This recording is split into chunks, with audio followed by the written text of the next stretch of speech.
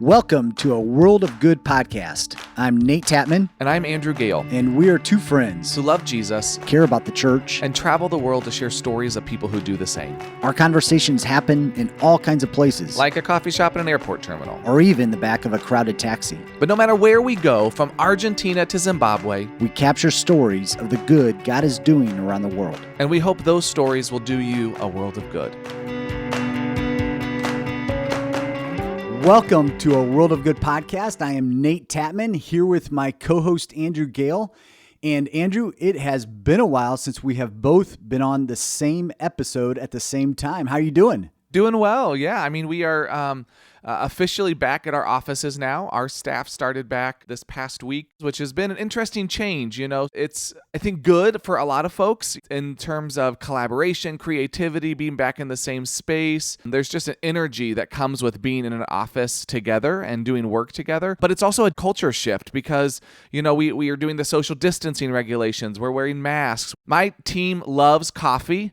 We love sharing coffee, and we each have our own little French press now because we're trying to be careful how much we share and cross-contaminate stuff. But there you go. It's good. It's good to be back, but it comes with its own set of challenges, you know, as well. And so we're just trying to figure this new normal out as we enter into this season of living with COVID. So how about you? How's your family doing? How are you doing? Yeah, kind of the same thing. You know, we are enjoying the fact that things have begun to open up, and we are going out, proceeding with caution, being smart, social distancing, wearing our masks, and it feels good it just feels good. It feels like we're being human again, or you know, as opposed to kind of enclosed in our homes and our houses, and not to have that human interaction has been very, very difficult, as we all have experienced and are experiencing still to some degree. So it's been good. And, you know, as a church, we're opening back up with our services. We are asking people to pre-register. We're limiting the number of people in our facility. And so it's just, again, it's weird. We're kind of in this in-between stage of continuing to do church online, if you will, following the worship services, things like that. But we're also starting to open up. But again, it doesn't feel like we're completely back to normal, if we ever will. Yeah. You know, with mask wearing, social distancing, that sort of thing. You know, the biggest thing for me is my tenure at County Line Church is coming to an end. In fact, that's crazy. Yeah. In fact, the next time that you hear us, I will be done at County Line. I've been on staff there for 13 years. Wow. And so it's... You're a teenager. Yes. You're a teenager at County Line. Yes. I have grown up at County Line. That's right. Are you a rebellious teenager? So you're now like pushing out of the nest and trying to make your own way? I am a Gen Xer. So, you know, rebellion comes along with my generation. So, yeah. That's right. So it's been a great time at County Line. Like I said, I feel like I've grown up. Literally, I've grown up as a pastor, as a leader, as a father at County Line. It's been a great church, a great community for our family and for me. I've learned a ton at County Line, and so we will forever be indebted to the ministry of County Line and just what it's done for me and my family. So we're sad on one hand, but also excited about this next season of ministry for us. And so, which, you know, coming up in our next season, we'll kind of talk about and track along with our family in terms of what does it look like to move a family of 6 across the Atlantic Ocean. I cannot wait to travel with you in that experience. I just think that the stories that you're going to have to share, both of the challenges and hopefully the joys that come with all of that, I think will be really great. And I think good for folks that haven't had that experience, that may never have that experience, to understand some of the intricacies that go into that. I think when you haven't done it, you don't even have a concept for what it could be like. None. And the kind of questions that you have to ask and the things that you have to think about and things you never thought you would have to think about before that you have to think about. And so I'm excited for me just to get to hear that. And then for those that listen to our podcast to get to hear more about what it's like for you in this transition. Yeah, we're excited too. And as you said, there's just so many things that go into this that you have no idea until you walk out that journey. So, as a family of 6, Stacy and I are in our mid 40s. We've got 4 daughters moving with us from the age of 21 to 12.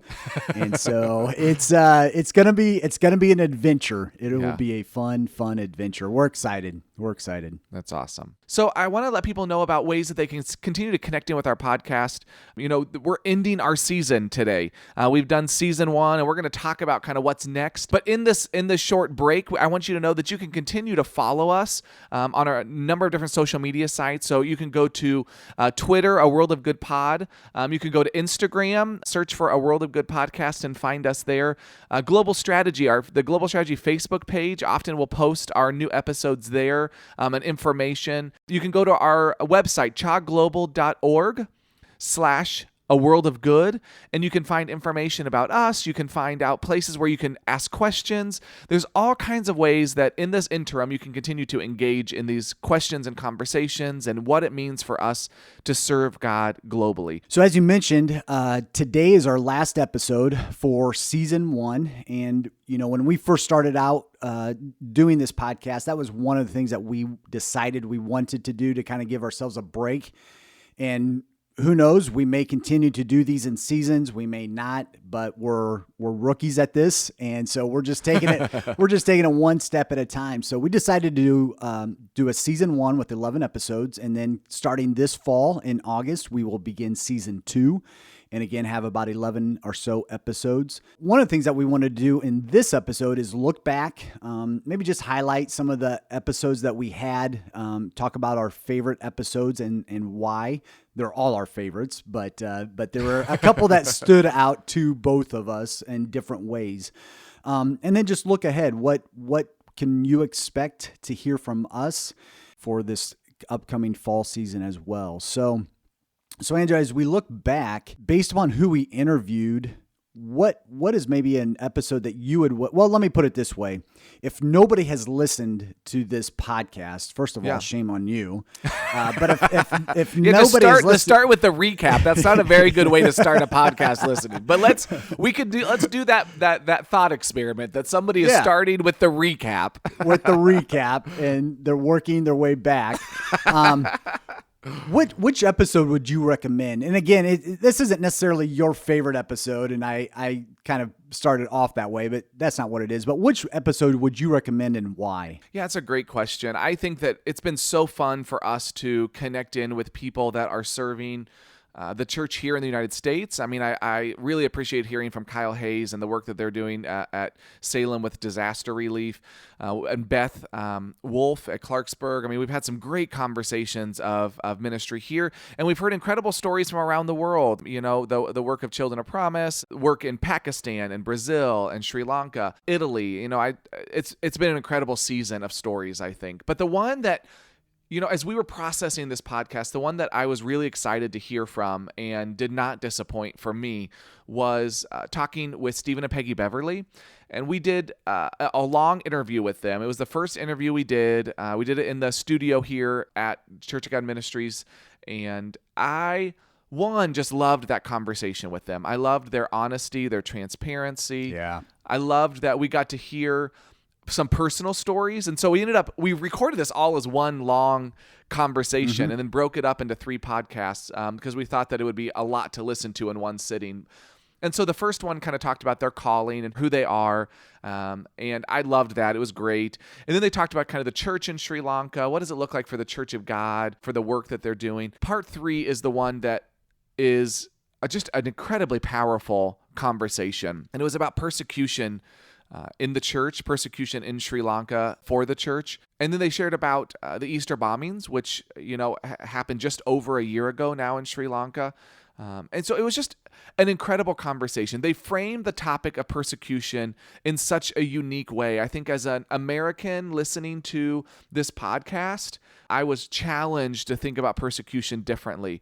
And they brought these incredible insights into the challenges that are faced by Christians living in non-majority Christian countries. These kinds of conversations are actually why I wanted to be a part of a podcast. I wanted to hear about stories of people that are finding God's goodness in the midst of difficulty.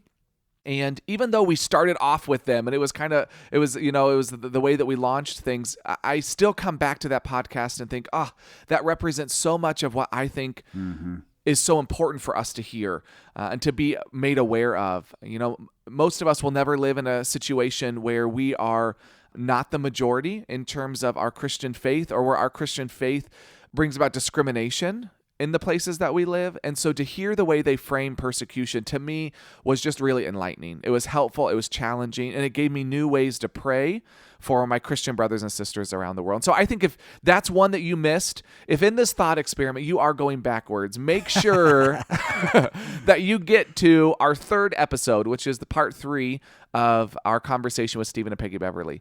It's worth a listen, or worth the re-listen if you've heard it once, to go back and just be reminded of that, especially in this moment that we're in right now. How about for you, Nate? What episodes would you recommend? Yeah.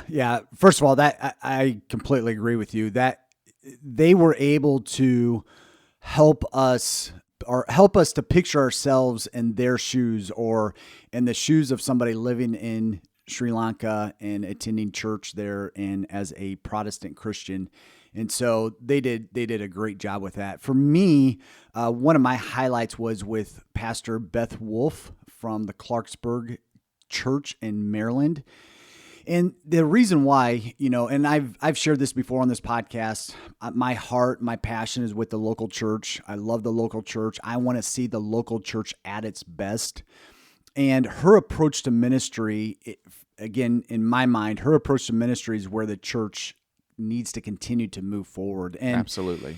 And in reality, what that looks like, there's so many ways that can look, but in a sense, it's more about our perspective and our mindset. And it's moving away from this idea that we are focused and centered around the Sunday morning gathering. And that's what the church is, and that's what the church should be. And so she's moving away from that. And there's a lot of churches around the world and around the country that are moving away from that. But that's not to say that Sunday mornings don't have their place. It is vitally important for the church to gather together, for the church to worship together, absolutely, for the church to fellowship and to be encouraged and pray for one another, of course. But the church shouldn't be Sunday morning centric. Yeah, we've almost made it an idol in some ways. We've made it an idol, Yes. Yes. And this global pandemic, this little virus, has kind of put that at the forefront in our minds as pastors, as churches, as congregational members, that, it's not about the Sunday morning gathering. The church can and should continue to move forward, continue to advance God's kingdom without gathering. It can do that. It's not ideal, but it can. And so, what she has been able to do, or what she was able to do through the quarantine, through the lockdown, and how they were able to stay connected, how they were able to meet their needs in their communities during this time. It was a challenge for me, and in a good way. And it was convicting for me in a good way, and it was inspirational to me, and obviously in a good way. And so if you have not heard that episode, or if you're moving from the recap back to the beginning, that would be another episode that I would highlight, is our conversation with Beth. And then we also did a follow-up conversation with Pastor Danny and Marcos from Italy, as well as with Beth. And so she was able to go back and just kind of share some things that have happened and continue to happen since COVID-19 struck in our areas. So, yeah, so those would be 2 episodes that we highly recommend you go back and listen to. Yeah, I'm glad you picked up on Beth Wolf as an episode you would recommend. I would agree with that as well. I've known Beth for a while and really love the way that she approaches ministry and her heart for ministry, and love her family. And so just to get to sit down with her and have a conversation, I was confident it was going to be a good conversation. Mm-hmm. But then what actually came out of it, I was like, wow, this is even more powerful than I had imagined it would be. It was so challenging. And yeah, it's a great episode. Yep. Great episode. Agreed. Well, these last 6 months have not looked like what we expected them to. Not at all. We had a really great plan for how we were going to move forward with a podcast and travel, and that's all changed. It's all changed, and our ability to go and interview on location as we had hoped to has changed. It probably will continue to be not possible for us to do that, at least in the coming months. But there's been some really awesome things that have still happened in these last few months. And so we wanted to just talk about some highs and lows in the last few months for us, for the podcast, and just in general for our country and our world. A first high would just be that we launched our podcast, which is something that we've been talking about doing. I know, yay for us, yay for these conversations that get to happen. You know, the history of that is that Nate and I started doing webinars about a year ago where we were inviting guests in to have conversations, and we really loved that. It was a great platform, but we just felt like podcasts have an opportunity to reach more and more people than what our webinars were. And so we paused, kind of laid down the webinar front that we were moving in, and decided that we were going to try to figure out how to do this podcast thing. And it has been a learning experience from the beginning, but it's been really great. And I'm really grateful for this opportunity to connect in with you, Nate, to have these conversations and just to offer these conversations to a broader community of people and raise up the visibility of the work that God's doing around the world through the Church of God and just through the church in general. Yeah, absolutely. And that's, I think in the very beginning when we did our trailer episode, we talked about, or at least from my perspective, I talked about wanting to do this podcast from a posture of just learning,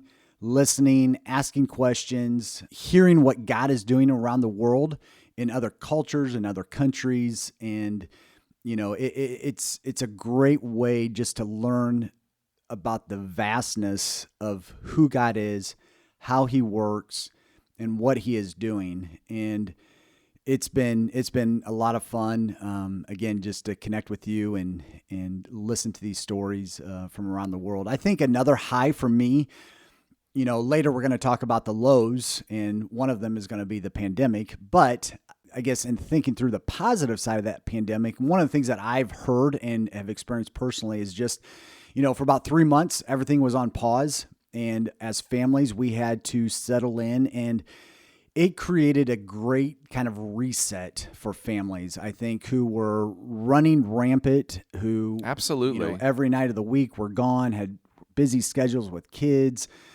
all this kind of stuff. I've heard a lot of people through this COVID experience have now kind of asked themselves some questions in terms of what is a priority for us? What do we need to stop doing that we were doing before? How do we reevaluate, and how do we create some values within our family that to protect our time, to protect our energy, to protect our family unit? And so I think that's been a great outcome in terms of what we've gone through in this pandemic. Yeah, and another piece of that, the pandemic, what it's brought out is opportunities for increased connection in different ways. I've enjoyed hearing stories from around the world of ways that's been happening, people that have been connecting in with churches. A lot of our missionaries have been able to sit in on churches that are happening in the United States that they've never been able to be a part of on a regular basis, but because they've gone online, they've been able to engage and watch and be a part. But even just in the last couple of weeks, I was on a Zoom call with over 400 youth from across Latin America as they worshiped together, as they prayed for one another, as they were listening to teachings. It was a incredibly powerful experience. And it happened all because of the pandemic. They weren't able to connect with each other in person. And so they decided they were going to start doing some prayer gatherings. And they did one for adults that had over 80 folks show up to it, 80 devices that were connected via Zoom. And so then they decided, well, let's try one for the youth. And they weren't sure how many people they would have. And they had over 350 devices, but most of them had more than one youth. And so they know that there was at least 400 youth that were a part of this event. Twice they've done it. And it's just been really incredible. Through this experience of isolation, I think there's been a renewed creativity and a renewed desire for connection. And for sure. My prayer is that continues to happen, that we don't slow that down, that this great pause that we've had as a culture and as a community, this reset for our families, this reset for the church, that it wouldn't just be a reset and going back to normal, but that it would give us a vision for where we could be going and what that could look like, and deeper connection, even if it's different connection. Yeah, and as we move into our lows, kind of staying with the theme of the pandemic, I've just stopped a couple of times and reflected on the fact that this has been such a historic moment in our history that we unfortunately are a part of, and how we are going to, generations from now, are going to look back to this moment in history and talk about this coronavirus, this COVID-19, this global pandemic that took place, and how it reshaped our homes, our communities, our countries, our churches. And so it's been unbelievable, just the impact that this pandemic has had, that this little virus has had on our societies, and it continues to have. It's kind of, obviously it's gone from China through Europe through the US. We're now seeing a spike in the number of cases and deaths as it has moved south in the southern hemisphere, and Latin, South America, and Africa, and other places around the world as well. And so, again, we have both heard about, through our interviews, about the good that God has been doing, how people have turned something so devastating and deadly into something positive that they have been able to do. And so hopefully a year from now, we won't continue to be talking about this virus. We might be, who knows? But yeah. But hopefully we won't be. And I think at the same time, I know we're all ready to get back to a normal lifestyle, but we still have to remember that this virus is out there. And if not in our communities, it's still happening in our states. It's still impacting. People are still getting sick. People are still dying. And so we just need to move forward with caution. Yeah, I think that it's a huge, I love that you've talked about there's positives and negatives, with it for sure. I think that in the United States, it's been dramatic and it's been difficult, but I think that we still only are scratching the surface of the difficulty that some of our brothers and sisters around the world have experienced. I think about the stories of people, like Reverend Dr. Samuel George and the work that they're doing in Pakistan, and the stories I heard that were coming out of that are really concerning and really troubling. And though we know that those things are happening in the United States as well, it's just not near as prevalent as what we see in other places. And so, yeah, you're exactly right. These implications will certainly last a lot longer. Another low would be just the issues of racial injustice in our country. I want to be cautious because the Black Lives Matter movement is definitely not a low. For us, the low is that we continue to have racial injustice, racially motivated crimes, racist people in leadership in our country, in our world, that are continuing to push agendas that are not healthy or helpful for all people in the United States. It may be for the majority, but it's certainly not helping all people. It's not dealing with the issues that we're finding with vulnerable people, with marginalized people, and so that's why for me this continues to be a low. In some ways it's a high because we're having these conversations again. We're finally bringing these again to the fore. We're making them people aware of them. We're having opportunities to have further conversation. I think that's really important. I pray that they continue to move us towards something. Absolutely. I have really taken a posture of listening in this moment. It's been really challenging to know how to respond, how to react, how to use my voice and my advocacy for people that I love, that I know deal with these issues on a daily basis. But I found myself both wanting to utilize my voice, but also being really cautious to listen and to lift up the voices of others who are part of these marginalized groups and have their voice speak.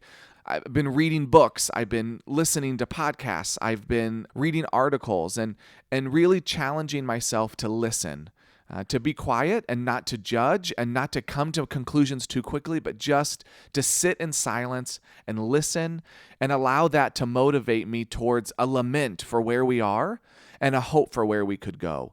And so for me, I keep saying for us, but I don't want to lump you in this, Nate. I want to claim this for me.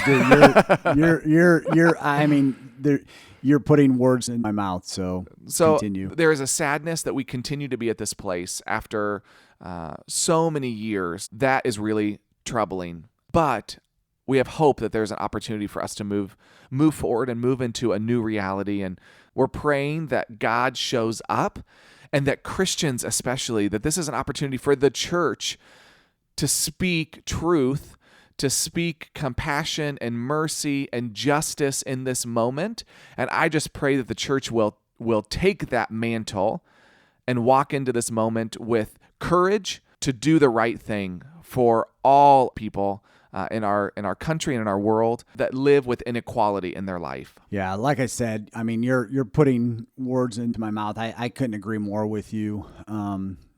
Listening, especially when you look at the two of us not having to go through these personal experiences that a lot of other people, our brothers and sisters, have had to go through and have to live through.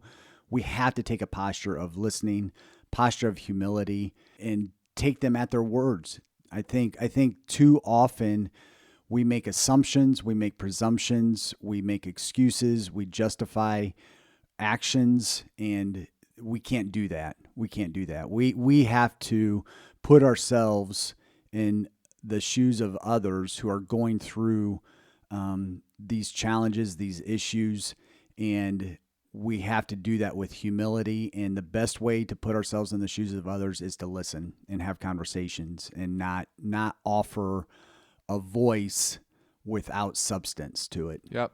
It's so easy to be defensive or to say things like, well, it's not me, to easily try to push it off. But I just feel like at this moment, we have to be willing to just step back and recognize our part in everything that's going on, whatever that part is, recognize our part and just be willing to listen and believe. You're exactly right. It's not just listening, it's believing our brothers and sisters that are speaking this truth to us right now. Well, Andrew, again, well said. And as we look ahead to our next season, we just kind of wanted to share, what to expect as everybody else.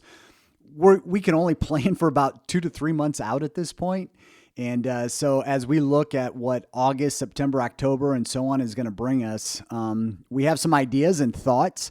But, I think some of the things that we want to make sure we are learning how to do this, as we mentioned before, this is our first time doing a podcast. And so we are very much rookies at this. And we're continuing to improve our craft. We're continuing to think about how we want to organize and structure these episodes, who we want to talk to, who we want to hear from. And so, we truly, truly appreciate you joining us on this journey. As we said, we're going to be taking a break through the month of July in terms of not producing any episodes. Andrew and I are going to use that time to kind of brainstorm for future episodes in season 2. As I mentioned before, we're going to be in transition as a family and making a move to Spain at some point, hopefully by the end of the year. And I know, Andrew, you had some trips scheduled and you're just trying to stay flexible and loose in the saddle at this point. Yep. So far at this point, all my international trips have been canceled because the events I was going to have all been canceled. So I had 7 different countries, I think, that I was going to be traveling to in the next 6 or 7 months. And that is all complete at this point in time. So that will certainly shift the way that the recording certainly of these podcasts will happen. Yeah. And, one of our initial things, and even how we talk about in our intro, is that we're going to be coming to you from all sorts of places and countries. And most of season 1 came from our homes via Zoom. So hopefully we can start to change that a little bit as we look ahead to the future. And we have some great conversations that we're excited to have with pastors and leaders from around the world, leaders from that Latin America prayer group we were talking about. We'd love to connect with some of them and share their stories. But we also have stories that we recorded over this last 6 months to a year, stories from work in Bulgaria, Corey and Abby Stocksdale in Botswana that we want to be able to share with you as we move forward as well. So there'll be some stories that will be newer on the front edge and some stories of things that we've recorded in the past that we're going to bring forward as new content for you to listen to what's going on and hear about the good that God's doing around the world. We will also be looking at some current events and just some, what are some of the current events happening as it pertains to the local church, the global church, missions, kind of all of those different categories. So in helping you and helping us to wrestle through some of those topics, some of those issues, those challenges that pastors, leaders, missionaries face as they go through their ministries, as they continue to minister and lead in their local churches and communities too. Well, thank you so much for joining us for this recap podcast. We would love to hear from you, especially in this interim time in July as we take a break. Please connect with us on one of our social media sites. Ask a question. If there are topics that you're interested in hearing, stories that you want to know about, or things that you want to be informed about, let us know. We would love to do the research to find out how we can share those stories with you. Connect with us via social media, or if you go on our website, like I said, chogglobal.org/aworldofgood. We have a way to connect with us there as well via email. We would love to know how we can share stories that you're interested in of things that are happening around the world. Thanks so much for joining us. Thanks for listening to these podcasts. We hope they've been as encouraging to you as they have been to us in these last 6 months. Yeah, thank you, and we'll see you back in August. Thanks for listening to A World of Good. A World of Good is a podcast production of Global Strategy and Church of God Ministries. Our theme song is Colorado by Leo Flores. If you want to join the conversation, visit us at Twitter at A World of Good Pod, on Instagram, A World of Good Podcast, or visit our website, chogglobal.org/aworldofgood. And join us next time as we share more stories of good from around the world.